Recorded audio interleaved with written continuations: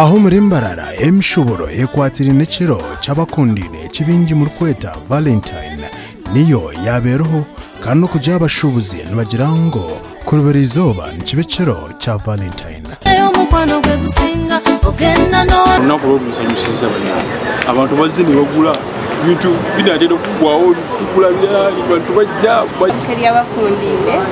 yatambula je bituza bei na hati tukibeta mwijemo yengeze mpaka shamkara. So far so good. Valentine's Day tambula je bibi abantu barumukora mpora kandi we hope abantu bakwijo mwaje bagure bintu ohireho abashuubuzi bo abinabakundwa babo basharamo nabo kose kireki okushemerero omuringo gwabo Catherine ekinamuganga cy'amani Catherine ogo muki wanje murungi munonga okwabonire ni myenda ga izo atakandugaho agumaguzire munonga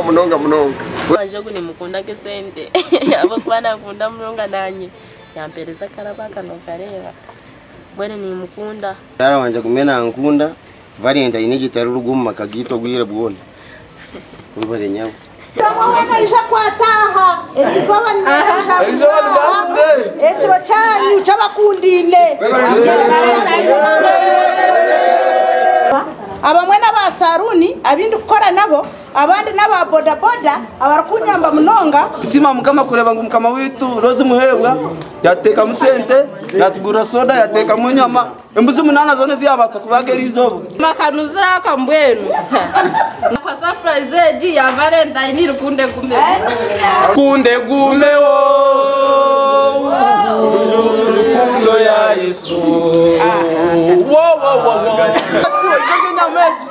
kandi mumanye ruhanga mugume mukinge sande muze kure kigambo cya ruhanga kibombeke nobe kireki bamwe n'abakishemerwa omuringo gwabo nka TV West toyongera twayikirekerezia kongera kushoborara munonga bikwatine kireki kugira ngo kwara taro umuntu out abari mu kazi wawe ninga mwana wawe mkwetekateja kuzo mushwere ninga mwana wawe nije waburisha kukamufikiye munyuye mushemerwe rero yanyuma heza ngaruko makagani atari umushambani itatekatega yitwe dini nishimira ubushambani n'ibikorwa byo kusinda no kushemerwa munonga kurengesereza ako twaraga munamwa ubwo Valentayini mushirire yabe na internet aba TV West ndi Senyomo Gideon. Valentayini kubukinze